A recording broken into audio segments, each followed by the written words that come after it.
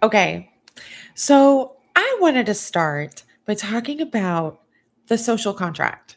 And it's a very kind of a legally phrase, really just for the kind of unspoken social contract we make with each other in a society that is a collection of kind of established social norms, cultural understandings.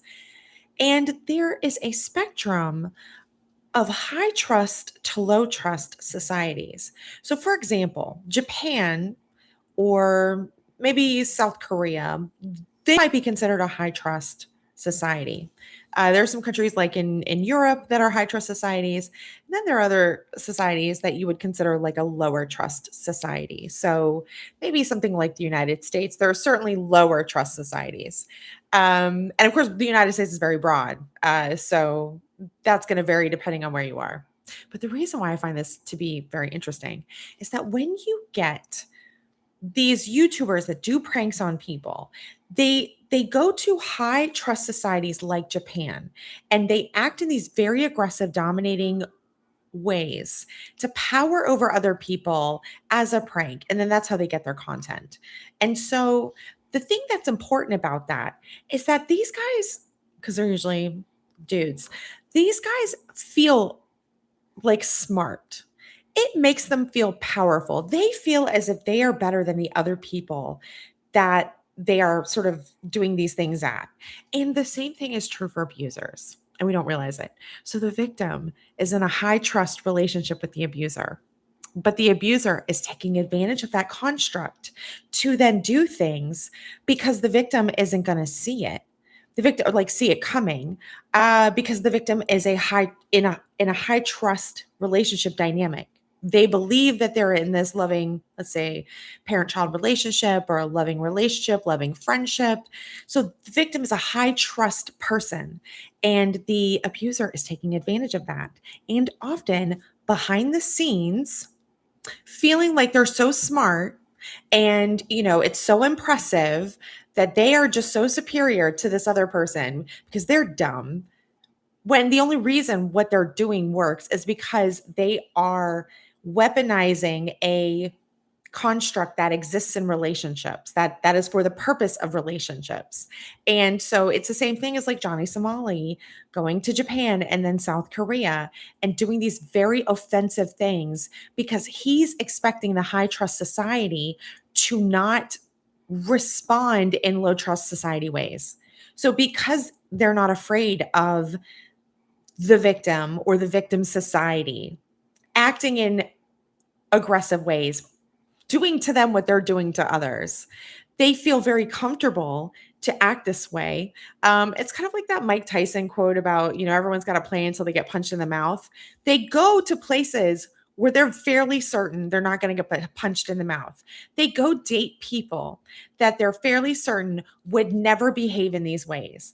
So, very often, if you are a victim of abuse, it's what weirdly because you're a person who is engaging in these relationship dynamics from a place of trust, and you're not the kind of person who would be aggressive. And then, you, as we saw happen with the Johnny Somali situation or these other like YouTube pranks where eventually people do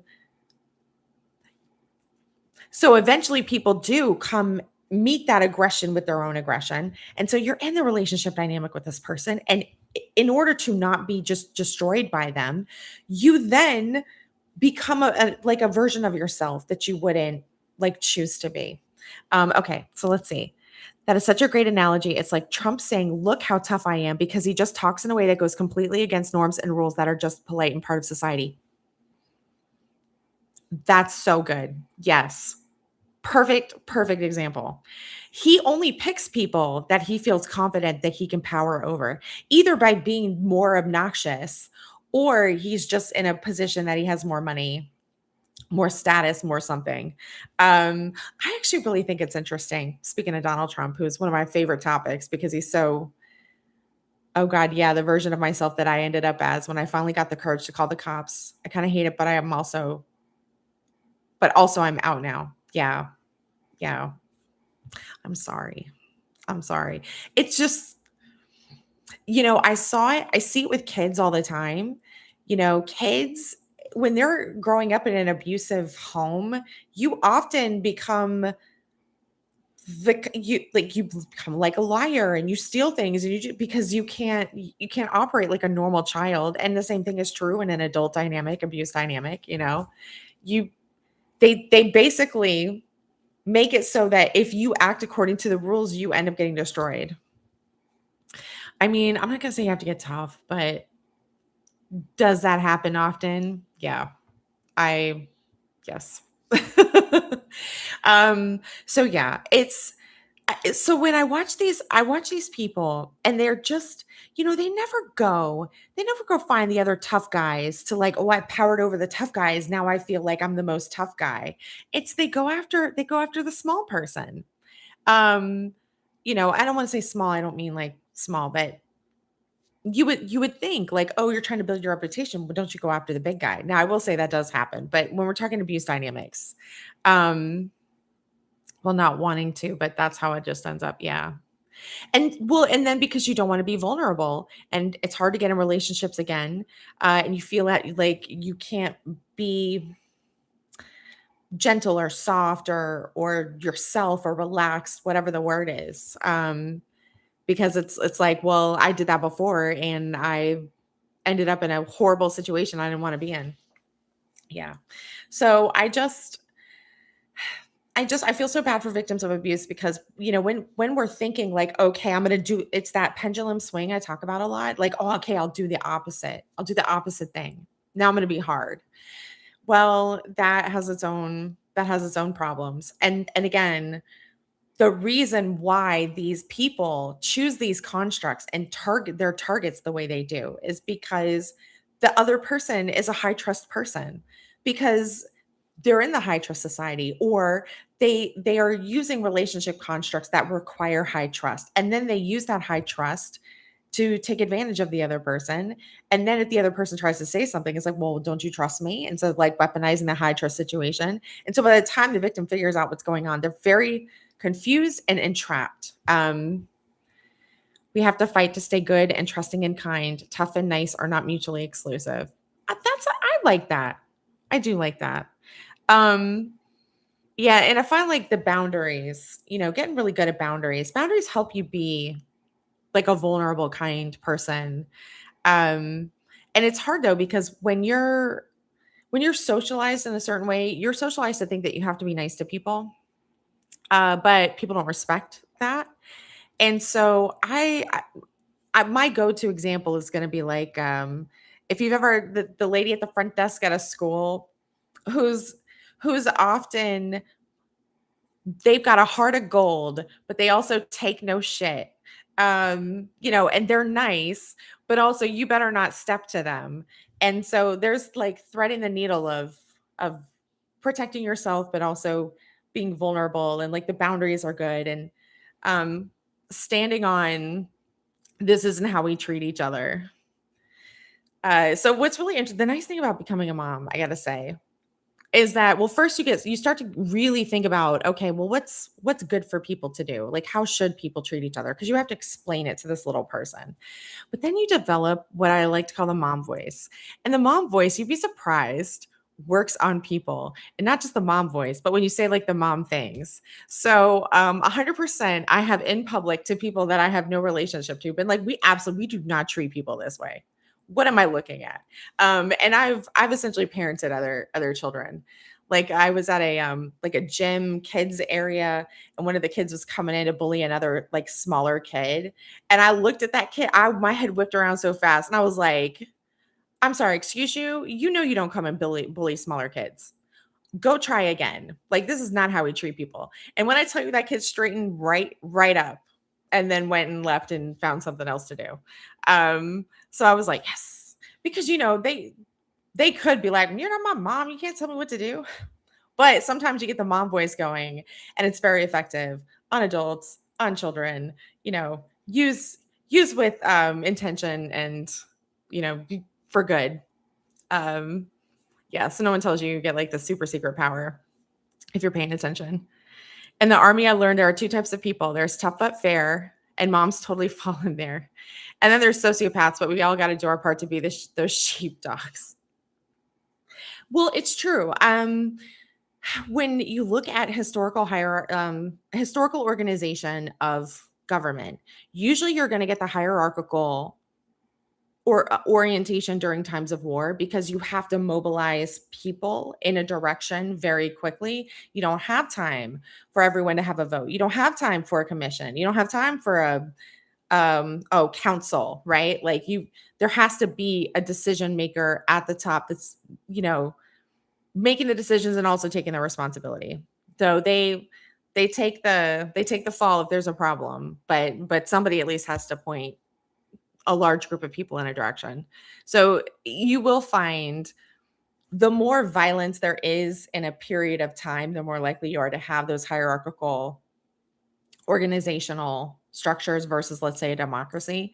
And people will think that that's the smart thing to do for that reason. So I, as always, it's a tool, I guess, for somebody. I was never in the military, but I feel like I had an abusive parent, so maybe that qualifies for something.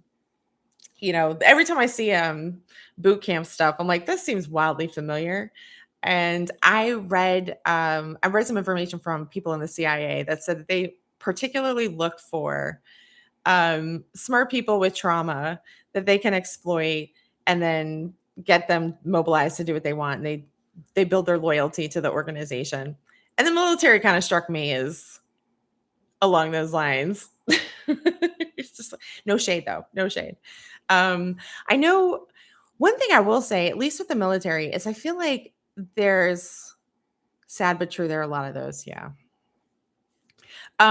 So something that to me sort of maps onto like the abuse construct is okay. So fraternities, they've gotten better about this, but I feel like there was this period of time where fraternities, you'd rush the fraternity, and then they would have all of these like humiliation rituals they'd have the kids go through, and then they'd have them be doing weird stuff. So it was never, oh hey, we're going to let you know upfront that there's this choice you're going to make and you've got to make it. They throw you in the deep end, and then when you're in it you get pressured to make a choice that once you make, there's like no coming back from. Kind of like a gang. Like if you don't murder this person, you can't be in the gang, but by the time you're at that point where you're being pressured to murder the person, you've already kind of maybe done some things that you're not proud of. And I feel like abuse dynamics are like that too, in a sense where, you know, you get into the relationship, and as this person moves you in a direction you wouldn't have chosen, and it happens always in these high stakes situations, like they're like a salesperson but for the worst stuff ever, you know, and then they get you to do the thing, and then once you've done it, so before you did it, it didn't seem like they were like, oh, it's not a big deal, and then after you've done it, they'll use it against you. um there's got to be a name for that. It's that masculine hyper male thing always, that is literally where the abuse dynamics just thrive. And yeah, the military literally says out loud, break you down to build you back up. Yeah. Yes. I feel like some sports people do that too. You know. Um yeah, being a I was gonna say that I've seen dojos, like martial arts places, be very positive for people, like so for men, but also just like for people in general. But they also can go bad really quickly if you get the wrong person in there. So why in the world? Nope. That's what I get for not turning off my phone, y'all. Again, I've been chilling all day. Let's turn that off. um my son's father took him to see Backdoor, and I was like, I don't know that I want to go see this movie. Y'all have fun. Um but I do want to see He-Man or Masters of the Universe. I'm very excited to see that because that kid, speaking of masculinity, okay, so he's grown now and he's, you know, he's He-Man, he's got muscles clearly. But I remember him from being in one of the Jurassic Park movies, and then also he was in a sitcom. So like I'm in this position where you kind of like see somebody like growing and be, so now he's an adult, but you kind of like see the kid in there that you met them, not met them, but like that you first became aware of them as. So I'm very excited to see this guy do like his He-Man Masters of the Universe thing. And but I'm not excited for Backdoor and I'm not seeing that movie. I'm good. Yeah. But I was talking to somebody about movies and media the other day, and I actually don't watch a lot of abuse media. Like when Maids came out, it was very big in the abuse and victim community because a lot of, particularly women, but a lot of people saw themselves reflected in that story and the coercive control and the abuse and stuff like that. And I don't I find it like really triggering. And so some people really like it, they feel seen when they see that media and it's not triggering for them. It's healing because it's like, oh, this is a story that I relate to. Um, so I always think it's so interesting to see how victims of abuse like interact with media and like how it helps them process sort of what they've been through. And then I've got this like one guy who's his main thing, or excuse me, their main thing is essentially the matrix, like realizing like, oh, my life is different than I thought it was. And now now my eyes are opened. Now I'm out of the matrix and I understand what's happening. So it's not like a direct abuse um, analog, but for them, the story matches on to sort of like where they are in life. Um, when I was growing up, there was a movie called Radio Flyer, and I remember being like, "Oh yeah, that's my favorite movie. I love Radio Flyer." And I went and looked up the little movie blurb, and it's a story about abuse. And I'm like, how did not one adult go, yeah, there's a problem here? Or maybe they did and they just didn't know they could do anything. But so apparently back in the day, I did resonate with the outright abuse stories. And now I'm just like in general, I don't want to do the abuse stuff. I don't want to do the horror movies. Ooh, weird when I watched that Blake Lively movie about abuse. And it was such a weird vibe watching both of us kind of knowing, okay, so the thing about that movie, not even getting into the Blake Lively, um, I have a theory. Okay, I'm gonna say the theory, and then I'm gonna talk about the movie. Okay, my theory is I wonder if Ryan Reynolds is an asshole. Perhaps on the spectrum of abuse, because I remember he used to date Scarlett Johansson, and she didn't really have great stuff to say about him. So, I sort of wondered if he's kind of even if he's not, like, abusive, maybe he's a dick. And I think Blake Lively, I think she encountered the guy who plays the main character in that movie, and he was, strong and sensitive and, like, really thoughtful, and I I would guess that she started to like him. It's a different form of masculinity than what she's, like, dealing with every day, and, so maybe she made some inappropriate overtures, and then he was like, "Oh, absolutely not," and then so now she's embarrassed, and then gets involved, and then it becomes like a whole thing. So then she blames the guy, and now we've got like a lawsuit. That's my theory. This is for entertainment purposes only, and I'm not making any statements of fact on any of this. But that was just like when I started looking into it, I was like, oh, I wonder if this is what the thing was. So when you watch the movie, I haven't watched the movie, but I've watched enough of the snippets where I'm like, she's playing this like it's a romance. Like she does not seem to clock that this is like abuse and traumatizing. Like she didn't get a memo, or maybe she's just like really infatuated with this guy, and so that's how she wanted to do it. Because to her, it's like a love story. Oh, Blake girl, we legit thought it was a romance. Yep, yep. And the way she promoted that movie too would definitely give that vibe that she's romantic florals, blah blah blah bloom or whatever the character's name was. Um and so okay, people don't talk about this. I don't I've talked about it like once or twice, not a lot. But children in particular who are in abuse dynamics, will often blame another person for what the abuser is doing.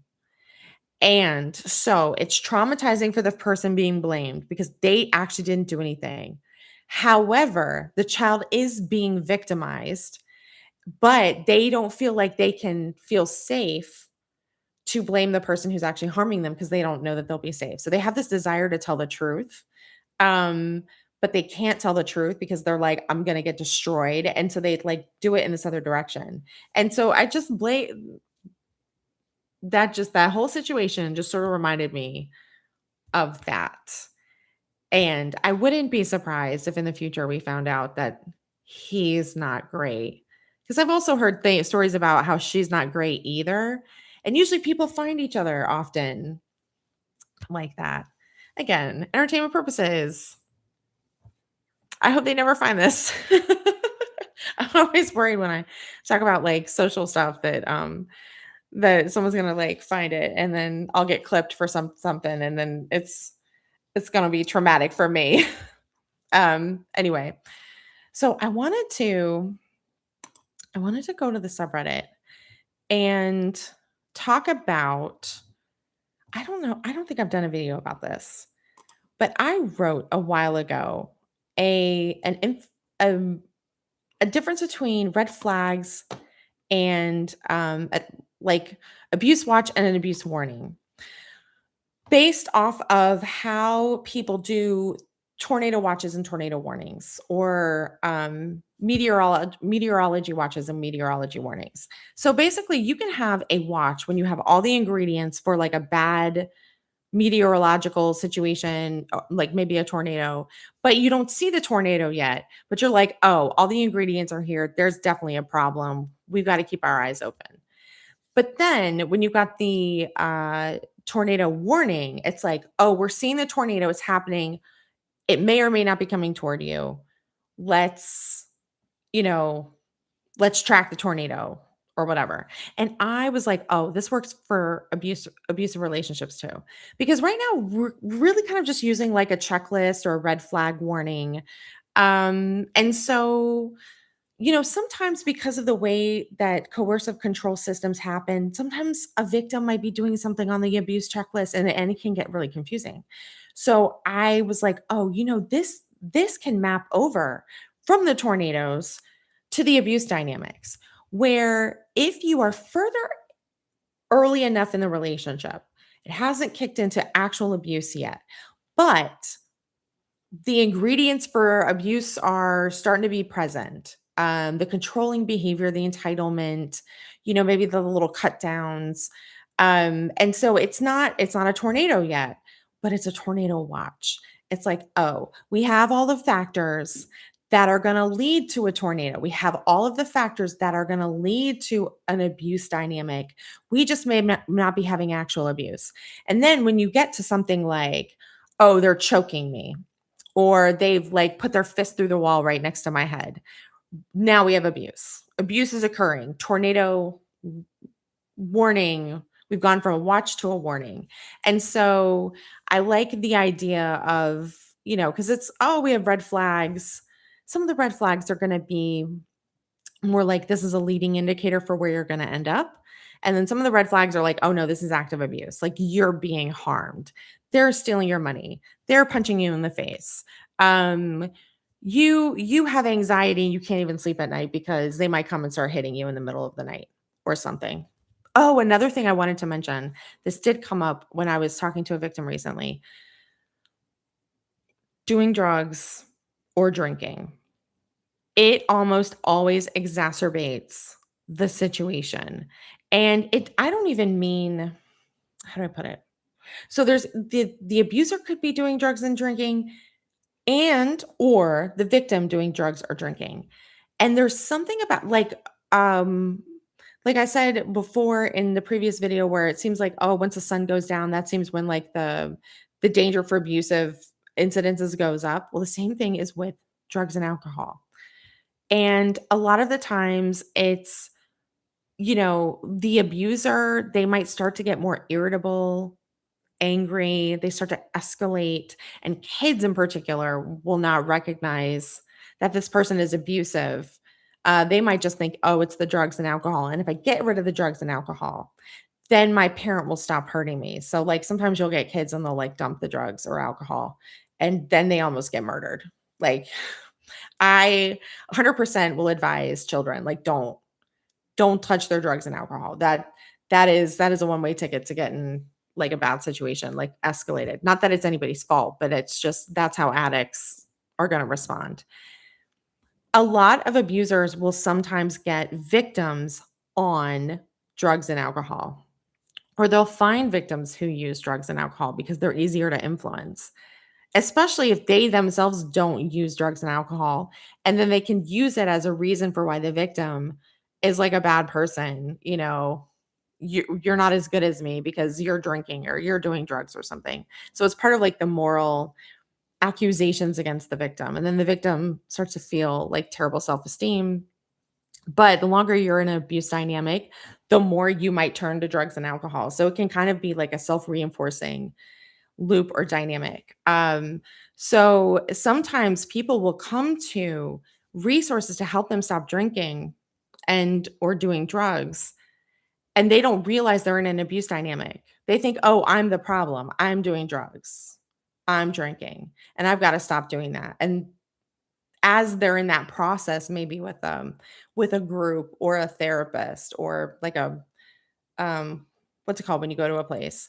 It it very well could come out like, "Oh, this is your coping mechanism. It's a maladaptive coping mechanism."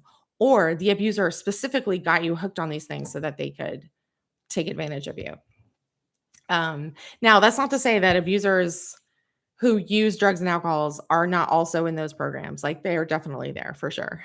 But there's like this weird intersection of ways that drugs and alcohol show up. Everyone's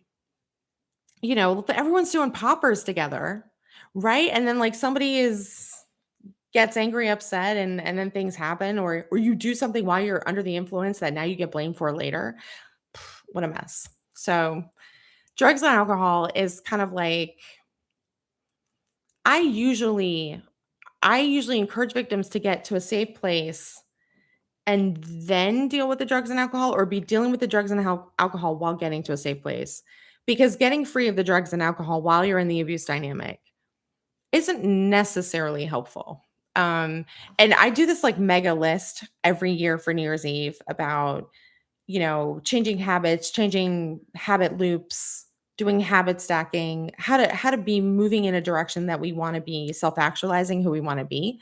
But I always like preface that in like big, bold, giant font. Like if you're in an abuse dynamic, this is not for you. You may be legitimately using your bad habits to help you cope with this terrible situation.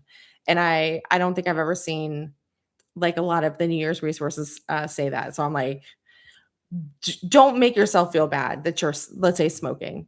You might be smoking because you need to be dealing with the abuse dynamic. And if smoking is something the abuser uses against you, again, they didn't have to be with a smoker. They don't have to be around a smoker. That is a choice they could have made for themselves. Everybody grown. Anyway, that gets to be kind of like a complex topic. But when you are failing or something according to the abuser, and they're going to bring it up over and over about how you're failing and you're bad and you're wrong for this thing. And a lot of times, victims do go into that kind of escapism route.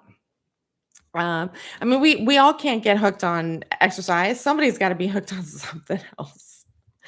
Anyway, okay, so I wanted to talk about.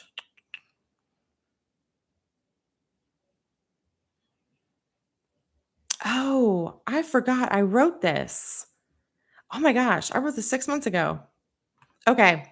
I wrote, the hilarious thing is that abusers often feel like they're walking on eggshells too, but it's because they're experiencing reasonable consequences for their abusive behavior and they don't want those consequences. So they'll feel controlled and manipulated and that they're walking on eggshells.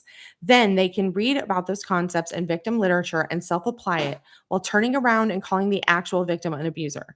They won't view a resource the same way you do. Either they're an unintentional abuser who has low self awareness, or an intentional abuser who knows exactly what they're doing and they choose to abuse because of how it benefits them or makes them feel. Maybe even both. Like a house blend of understanding reality in one way, but not in another. The intentional abuser will use it against you like a lawyer to trap you in your own sense of morality, and the unintentional abuser will misinterpret who is being abusive and may genuinely believe the victim is the abuser. Their sense of reality is massively compromised, and you will not be able to break through their internal firewall that helps them maintain the delulu. And then I wrote in parentheses, this, by the way, is how so many victims of abuse and abusers end up at the subreddit. The other person sent them posts. Do not send these posts to an abuser. They will only flip it against you. Yeah, I give victims that warning all the time. All the time. And they have hope. They have hope that it'll break through. Like, I've got a resource. And it shows you're being abusive. And it never works that way. So yeah. Sorry, guys. Um, yeah, I don't know. I think that's oh, you know what I did want to mention? Oh, I'll be right back. I'll be right back.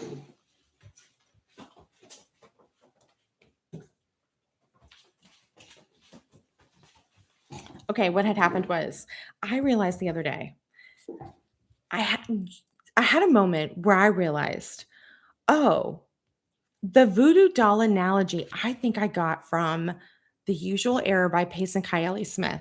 This is a book I got. When did this book come out? I bought it like when it was first published because I knew them. So yeah, 2009. So like it's been a minute. And I pulled it off my shelf because I hadn't looked at it in a while.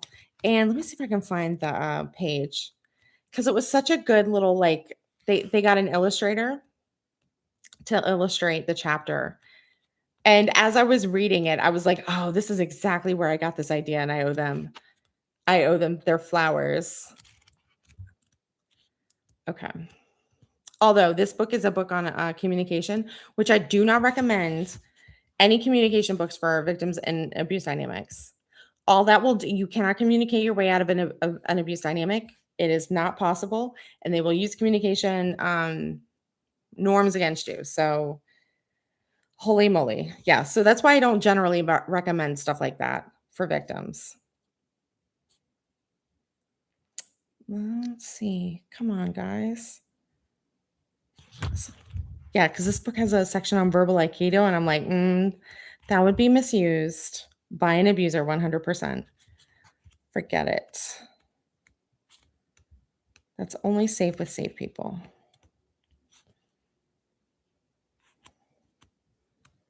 Seriously? I should have put a little thing in it.